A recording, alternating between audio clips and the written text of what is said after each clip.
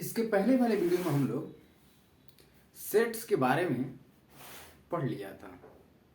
आज हम लोग वहीं से स्टार्ट करते हैं। सेट्स के प्रकार कितने होते हैं, मतलब डिफरेंट टाइप ऑफ सेट्स, समुच्चय के जो विभिन्न प्रकार हैं उसके बारे में पढ़ते हैं। जैसे रिक्त समुच्चय होता है, एकल समुच्चय होता है। रिक्त समुच्चय को नल सेट बोलते हैं। एकल समुच्चय सिंगलटन सेट होता है। फाइनाइट सेट होता है, परिमित समुच्चय। तो इसके बारे में हम लोग आज समझते हैं कि क्या होता है नल सेट, मतलब रिक्त समुच्चय। क्या रिक्त, पहले हम हेडिंग डालते हैं डिफरेंट टाइप्स ऑफ सेट, मतलब विभिन्न प्रकार के समुच्चय।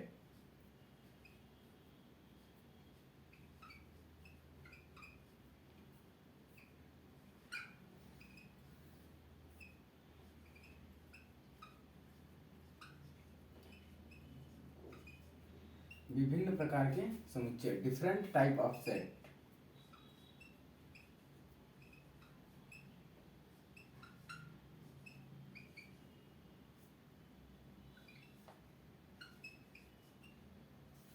ठीक, सबसे पहले इसमें हम लोग पढ़ना स्टार्ट करते हैं क्या, रिक्त समुच्चय के बारे में।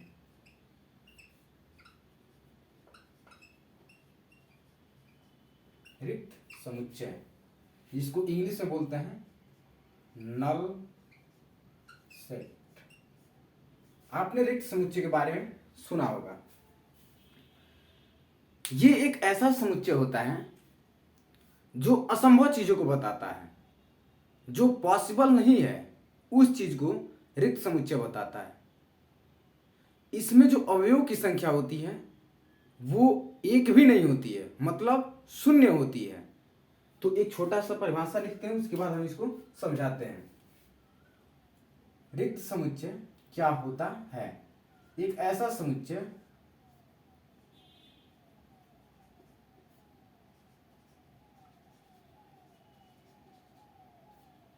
जिसमें एक भी अवयव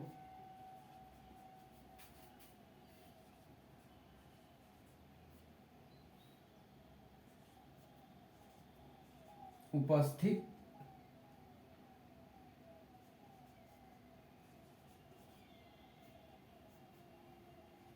न हो या एक भी अवयव नहीं पाया जाता है,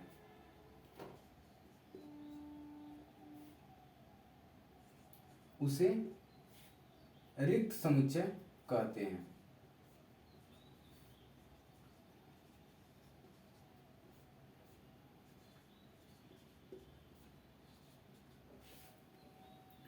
आपने ये तो ओरली बता दिया, मौखिक रूप से बता दिया कि जिसमें एक भी अवयव नहीं पाए जाते हैं उसको रिक्त समुच्चय कहते हैं।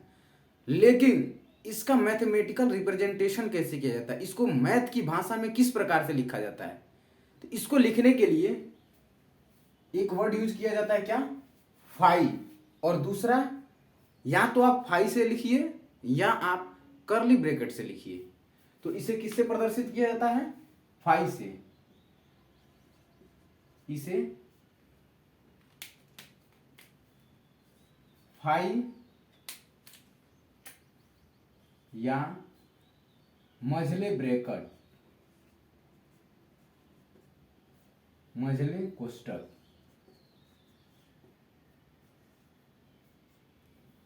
मझला कोष्टक क्या होता है, कोष्टक भी कई प्रकार के होते हैं, इसमें ये मझला कोष्टक होता है। ठीक, तो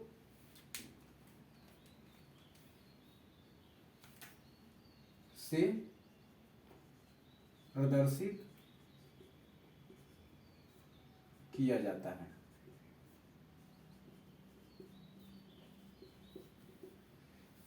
जैसे हम एग्जांपल लेते हैं क्या,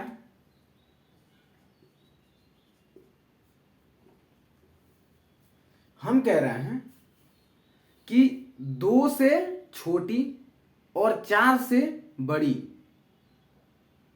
संख्या बताइए। क्या 2 से छोटी तथा 4 से बड़ी संख्या बताइए। तो आप इसको समझ रहे हैं क्या? 2 से छोटी क्या होता है? तो हमको पता है कि 2 से छोटी 1 होता है, 0 होता है, और ये माइनस टर्म भी होता है इधर, -1 -2। तो यहां समझिए 2 से छोटी 1 होगा या तो 0 होगा, और 4 से बड़ी 5 होगा, 6 होगा, 7 होगा, ऐसे बढ़ता जाएगा। तो क्या कोई ऐसा नंबर है जो 2 से छोटा हो और 4 से बड़ा हो? एग्जिस्ट करता है? नहीं। 4 से बड़ा देखिए आप 5 6 7 है, और 2 से छोटा 1 और 0 है। तो कोई भी ऐसा नंबर नहीं है जो 2 से छोटी हो तथा 4 से बड़ी हो, वो इसके बीच में आए।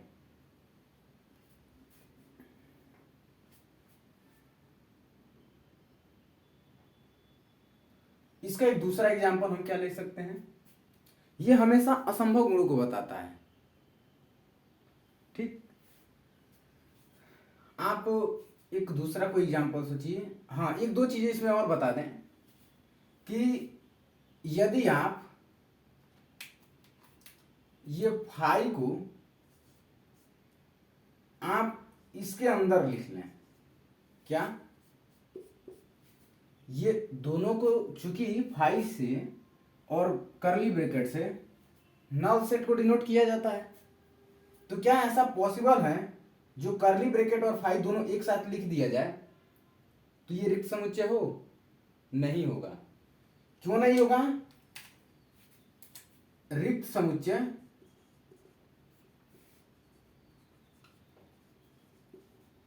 नहीं है। क्यों नहीं है? क्योंकि कर्ली ब्रैकेट के अंदर ये जो फाई है, ये यहां पे एक एलिमेंट का काम कर रहा है, तो ये हमारा रिक्त समुच्चय नहीं होगा। क्योंकि फाई एक अवयव का काम कर रहा है। क्या है? फाई एक अवयव है। यदि हम एक दूसरा कहें कि आप 2 कर्ली ब्रैकेट यूज कर लीजिए,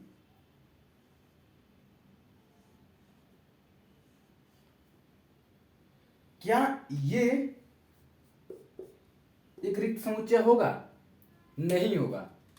क्योंकि रिक्त समुच्चय को हमेशा एक मझले ब्रैकेट से लिखा जाता है। आप इसके अंदर एक और मझला ब्रैकेट लिख रहे हैं, तो ये जो मझला ब्रैकेट है ये एक एलिमेंट का काम कर रहा है, तो ये भी रिक्त समुच्चय नहीं होगा। तो ये भी क्या है? रिक्त समुच्चय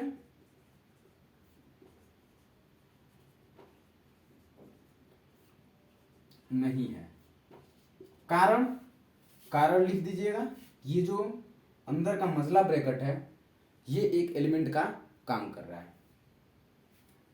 दूसरा आप क्या कर सकते हैं? हम एक और कंडीशन ले रहे हैं।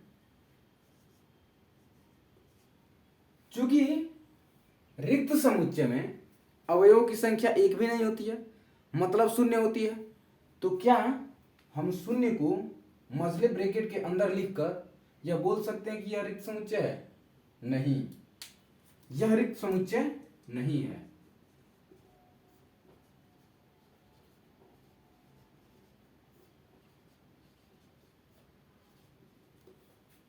रिक्त समुच्चय नहीं है। क्यों? क्योंकि शून्य एक अवयव है, और जो भी रिक्त समुच्चय होगा उसमें अवयवों की संख्या शून्य होगी, एक भी नहीं होगी। तो उसको सिर्फ और सिर्फ इस तरह से लिख के आप छोड़ देंगे, या आप उसको फाई लिख के छोड़ देंगे। ये होता है हमारा रिक्त समुच्चय। रिक्त समुच्चय क्या होता है? रिक्त समुच्चय हमेशा वहां पे यूज किया जाता है जहां पे असंभव गुणों को दिखाया जाता है, जो पॉसिबल ना हो, वहां पे हमेशा रिक्त समुच्चय आता है। इसका एक छोटा सा थ्योरम है कि क्या रिक्त समुच्चय यूनिक होता है, अद्वितीय होता है। इसके बाद हम लोग उस थ्योरम को समझ लेते हैं। बहुत ही आसानी तरीके से हम उस थ्योरम को समझा रहे हैं।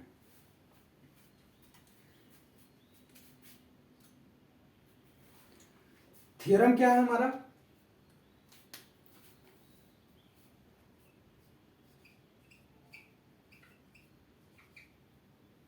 इसको क्या कहेंगे? प्रमेय।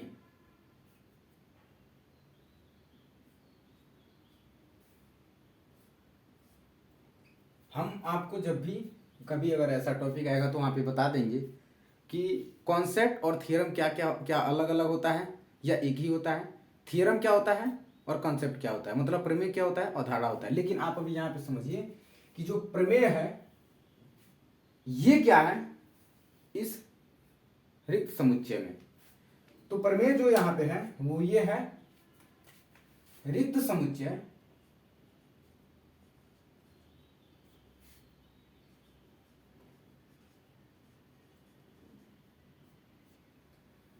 नल सेट जो रिक्त समुच्चय है अद्वितीय समुच्चय होता है।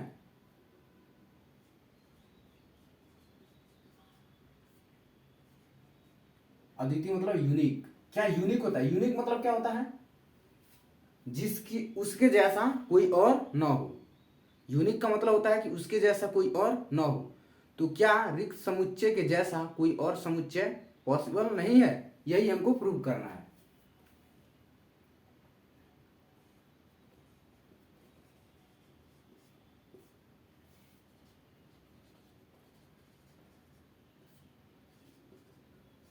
यही बताना है कि रिक्त समुच्चय अद्वितीय समुच्चय होता है। यहां पे एक छोटा सा लिख लीजिए, होता है। केवल है सही नहीं रहता, होता है। अब आप इसका सेंस समझिए। तो इसको हम लोग प्रूव करते हैं। हम मानते हैं क्या? माना φ1 तथा φ2 φ1 तथा φ2 दो अलग अलग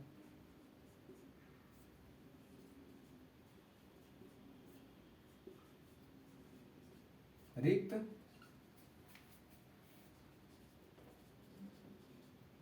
समुच्चय हैं।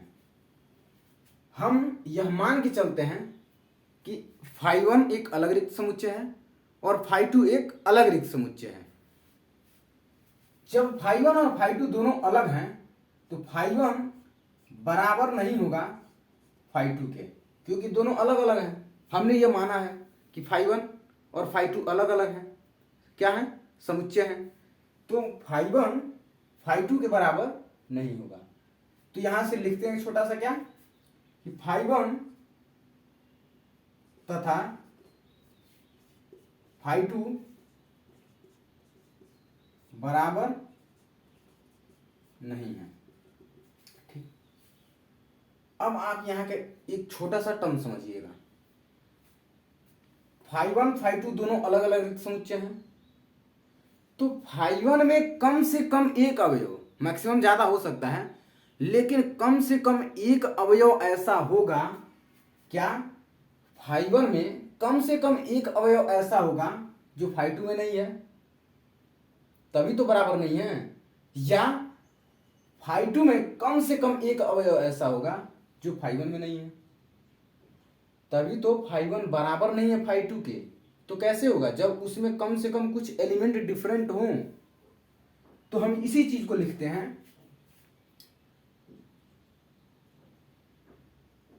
φ1 में, इसलिए तो एक इसलिए का ये देखिए, ये चूकी का साइन है। ये ऊपर दो डॉट है, नीचे एक डॉट है, ये चूकी बताता है। इसको हम लोग चूकी लिखने के लिए आप सिंपल सा इसका यूज करते हैं। और ये जब आप उसको उल्टा कर देते हैं, दो डॉट नीचे कर देते हैं, एक डॉट ऊपर कर देते हैं, तो ये बताता है इसलिए, ये बताता है चूकी। ठीक। तो तो हम यहां पे लिख रहे हैं इसलिए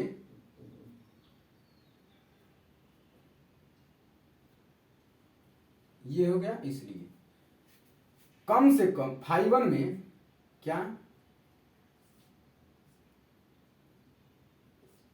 फाइवन में कम से कम एक अवयव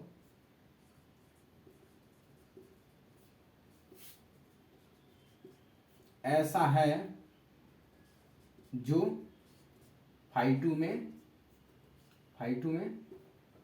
नहीं है। ठीक, या इसको उल्टा भी कर सकते हैं, या फाई2 में कम से कम एक अवयव ऐसा है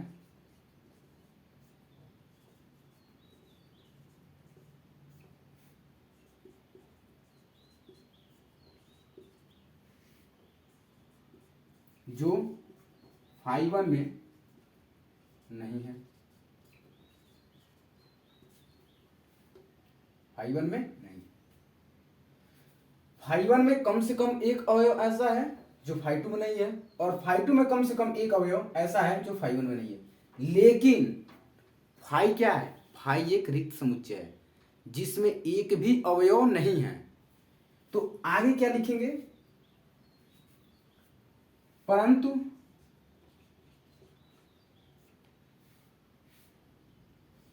फाई1 तथा फाई2 दोनों ही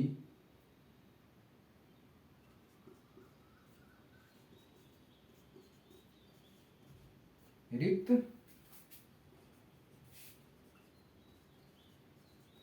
समुच्चय हैं। रिक्त समुच्चय हैं, इसका मतलब कि फाई1 में भी एक भी अवयव नहीं है और फाई2 में भी एक भी अवयव नहीं है। तो जब फाई1 और फाई2 में एक भी अवयव है ही नहीं, तो ये रिलेशन पॉसिबल है कि फाई1 बराबर नहीं होगा फाई2 के। जब एक भी अवयव है ही नहीं तो फाई1 फाई2 के तो अपने आप ही बराबर हो जाएगा। परंतु फाई1 तथा फाई2 दोनों ही रिक्त समुच्चय हैं,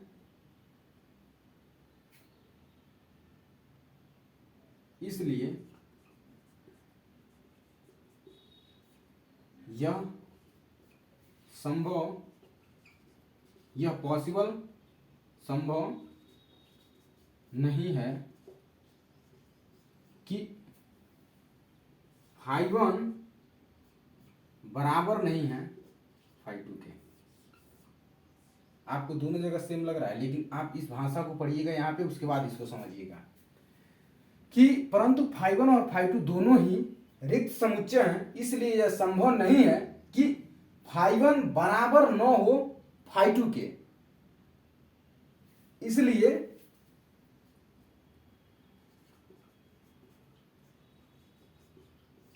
जो फाई1 होगा वो हमेशा बराबर होगा किसके, फाई2 के।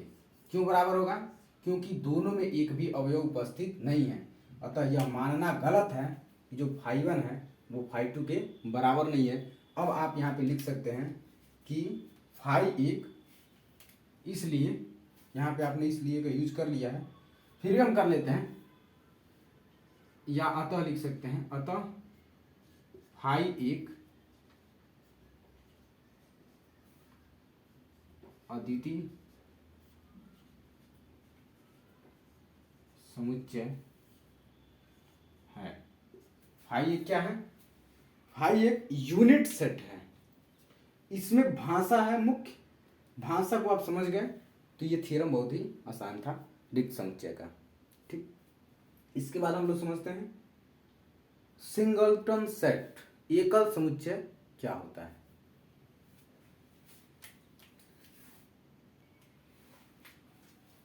एकल समुच्चय,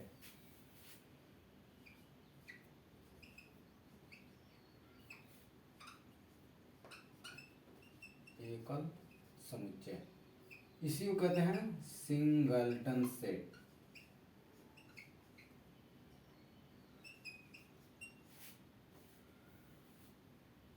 एकल समुच्चय। नाम से स्पष्ट है, एकल मतलब एक। एक ऐसा समुच्चय जिसमें कम से कम एक अवयव उपस्थित हो, दो नहीं होगा, सिंगलटन की बात कर रहे हैं, कम से कम एक अवयव उपस्थित हो, वो होता है एकल समुच्चय। तो लिखते हैं छोटा सा परिभाषा, उसके बाद समझते हैं इसको।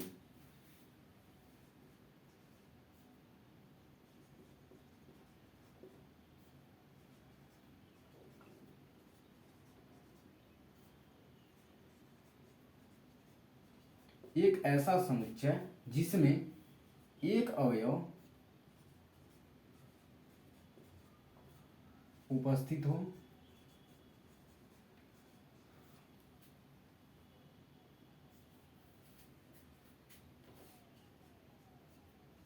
उसे एकल समुच्चय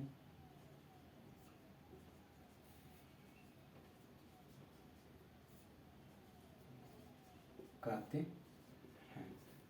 इसको आप समुच्चय की तरह लिखते हैं, फाई की जैसे वहाँ पे एक फाई की रिक्त समुच्चय के लिए यहाँ पे फाई या इस तरह से कुछ ब्रैकेट का यूज किया जाता था, यहाँ पे नहीं होगा। यहाँ पे आप इसको नॉर्मल सेट जो होता है उसी तरह से लिखते हैं। जैसे हम एग्जाम्पल लेते हैं, क्या पहले एग्जाम्पल लेते हैं, बहुत ही शानदार। क्या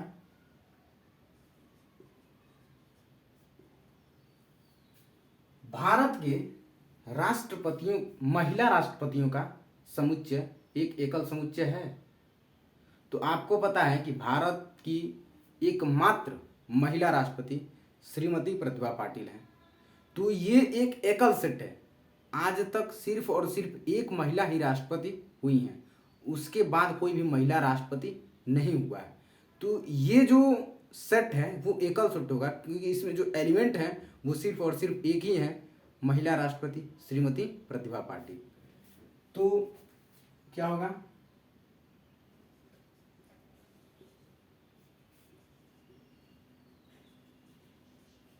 भारत की महिला राष्ट्रपतियों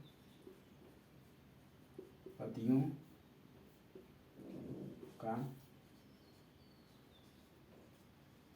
समुच्चय। ठीक। दूसरा आप कह सकते हैं कि ये तो हमारे पास एक पहला एग्जाम्पल था। दूसरा हम एग्जाम्पल क्या बनाते हैं, 3 से बड़ी तथा 5 से छोटी संख्याओं का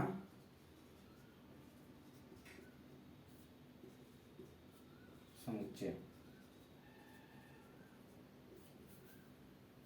तो यहां पे आप देख रहे हैं 3 से बड़ी क्या क्या हो सकती है, 3 से बड़ी, 3 से बड़ी क्या मिलेगा आपको, 4 मिलेगा। और यहां पे 3 से बड़ी आपको 4 मिलेगा, और 5 से छोटी भी आपको 4 मिल रहा है। तो आप देख रहे हैं क्या, आप देख रहे हैं कि ये जो 4 है वो सिर्फ और सिर्फ एक ही संख्या है जो 3 से बड़ी है और 5 से छोटी है। तो ये यहाँ पे 4 जो है वो एक सिंगल सेट है। समझ में आ गया। तो सिंगल सेट में बहुत कुछ ज्यादा खास नहीं था। इसके बाद हम समझते हैं क्या, परिमित समुच्चय।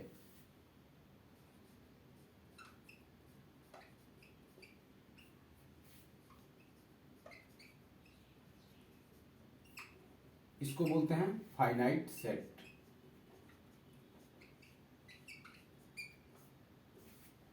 परिमित समुच्चय क्या होता है, परिमित मतलब फाइनाइट, फाइनाइट मतलब निश्चित। ये एक ऐसा समुच्चय होता है जिसमें अवयवों की संख्या निश्चित होती है, जो काउंटेबल होता है, जिसकी गिनती आप कर सकते हैं, वो होता है परिमित समुच्चय। तो इसका छोटा सा लिखते हैं परिभाषा, उसके बाद इसको भी समझते हैं। एक ऐसा समुच्चय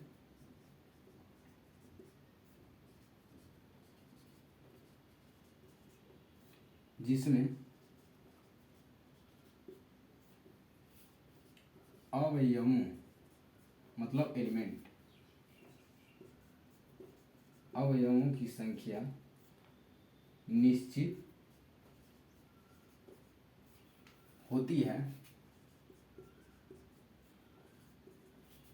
उसे परिमित समुच्चय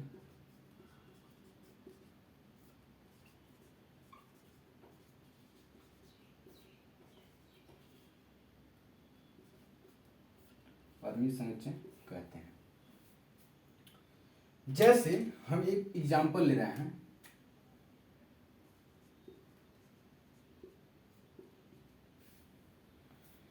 भारत में बहुत सारे विश्वविद्यालय हैं, भारत में बहुत सारे विश्वविद्यालय हैं, लेकिन यदि आप चाहें तो उन सारे विश्वविद्यालयों की काउंटिंग कर सकते हैं, यह बता सकते हैं कि भारत में टोटल विश्वविद्यालय कितने हैं।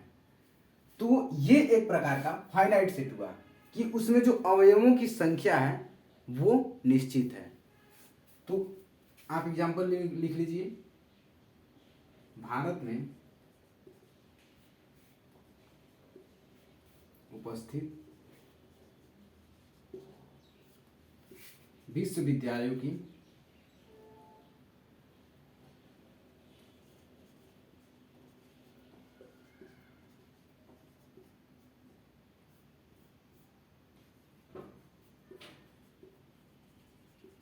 संख्या। इसी तरह से आप और भी सोच सकते हैं कि पूरी दुनिया में उपस्थित जो देशों की संख्या है वो भी फाइनाइट है। भारत में राज्यों की संख्या, ये भी एक सेट है जो फाइनाइट सेट है। आप एक सेट मान सकते हैं = 1 2 3 4 5, ये भी एक प्रकार का सेट है क्योंकि आप इसमें अवयवों की काउंटिंग कर सकते हैं। तो ये रहा परिमित समुच्चय। परिमित समुच्चय जिसमें आप अवयवों की संख्या को आसानी से गिन सकते हैं, हम बता सकते हैं कि इसमें कितने अवयव उपस्थित होते हैं, वो होता है हमारे पास फाइनाइट सेट। तो क्या रिक्त समुच्चय एक फाइनाइट सेट होगा? क्योंकि रिक्त समुच्चय में तो एक भी अवयव नहीं पाए जाते हैं। हम कह रहे हैं कि क्या रिक्त समुच्चय एक परिमित समुच्चय होगा, फाइनाइट सेट होगा? तो यहां पे इसको छोटा सा लिख लीजिए कि रिक्त समुच्चय परिमित समुच्चय होता है। क्यों होता है? क्योंकि रिक्त समुच्चय को हम लोग 0 से बताते हैं कि इसमें एक भी अवयव नहीं है, मतलब उसमें अवयव की संख्या क्या है? 0 है। तो 0 भी तो एक नंबर ही है, 0 भी तो एक नंबर ही है। तो जो 0 को आप काउंट कर सकते हैं तो किसमें आएगा? परिमित समुच्चय में। तो 0 भी एक नंबर को प्रदर्शित करता है और जो नंबर होगा वो परिमित समुच्चय में काउंटेबल है। इसलिए जो रिक्त समुच्चय है जिसमें अवयवों की संख्या 0 होती है वो भी एक परिमित समुच्चय है। यहां पे लिख लीजिए छोटा सा कि रिक्त समुच्चय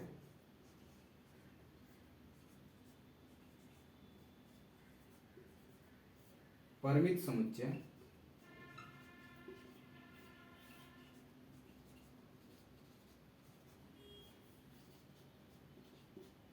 होता है। ठीक, क्यों? क्योंकि उसमें अवयवों की संख्या 0 होती है और 0 क्या है? एक परिमित समुच्चय है। इसके बाद हम लोग समझते हैं कार्डिनल संख्या। किसकी? परिमित समुच्चय की। परिमित समुच्चय की कार्डिनल संख्या।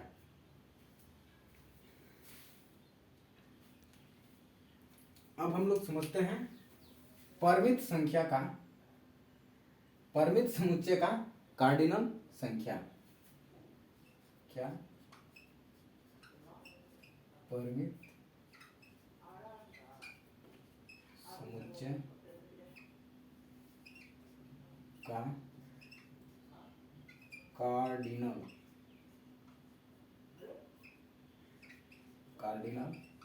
संख्या। ये बहुत बड़ा कुछ है नहीं, बस आप समझ जाइए। जो परिमित समुच्चय होते हैं परिमित समुच्चय में जो अवयव की संख्या होती है वो निश्चित होती है। तो परिमित समुच्चय में जो अवयवों की संख्या होती है वही कार्डिनल संख्या होती है। तो लिखेंगे क्या, परिमित समुच्चय में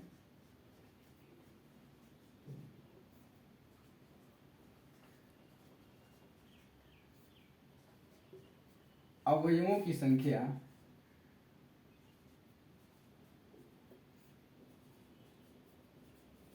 ही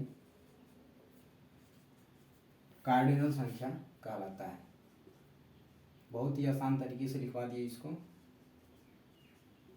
किताब में थोड़ा घुमा के दिया है।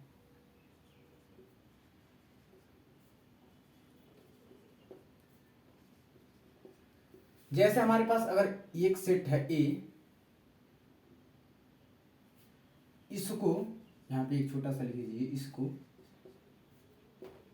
यन ए से प्रदर्शित किया जाता है। अभी इस चीज को समझाना है यन ए क्या है।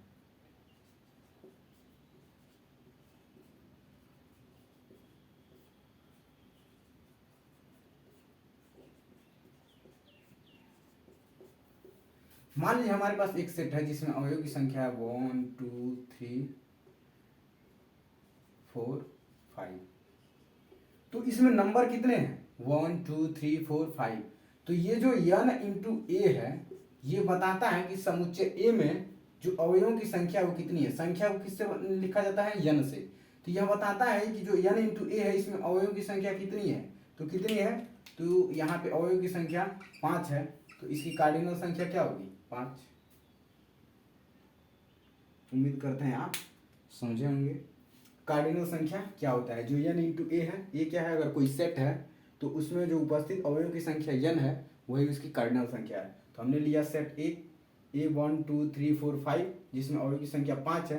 तो यन इंटू ए मतलब कार्डिनल संख्या जो होगी परिमित समुच्चय की वो 5 होगी। परिमित समुच्चय क्यों, क्योंकि इसके जो अवयव हैं वो आप आसानी से गिन सकते हैं, और जो काउंटेबल है जिसकी अवयव की संख्या की गणना की जा सकती है वो परिमित समुच्चय होता है। और परिमित समुच्चय में उपस्थित जो संख्याएं होती हैं वो होती हैं कार्डिनल संख्या। इसके बाद एक छोटा सा टॉपिक है, परिमित जिस तरह से होता है तो अपरिमित समुच्चय क्या होता है। तो यहां पे लिखते हैं अपरिमित।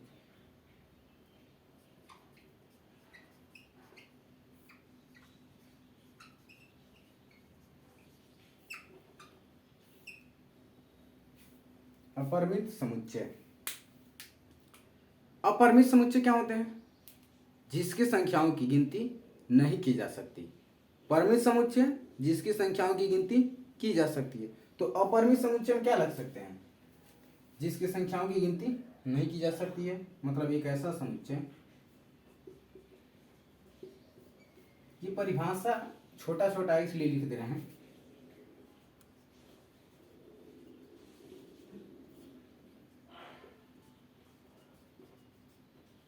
जिसमें अवयव की संख्या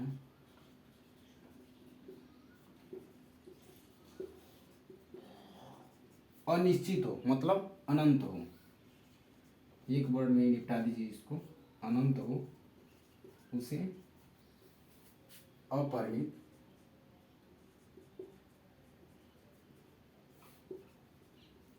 समुच्चय कहते हैं।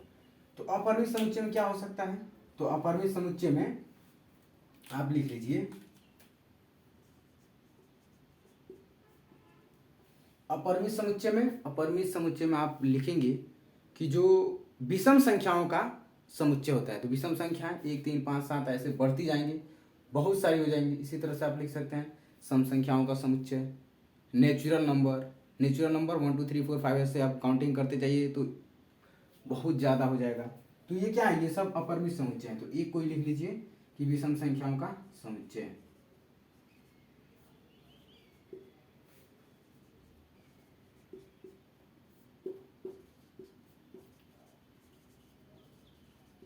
आपको समझने के लिए नीचे हम लिख दे रहे हैं 1 3 5 7 डैश डैश डैश से चलता जाएगा कहाँ तक, ये इन्फिनिटी तक।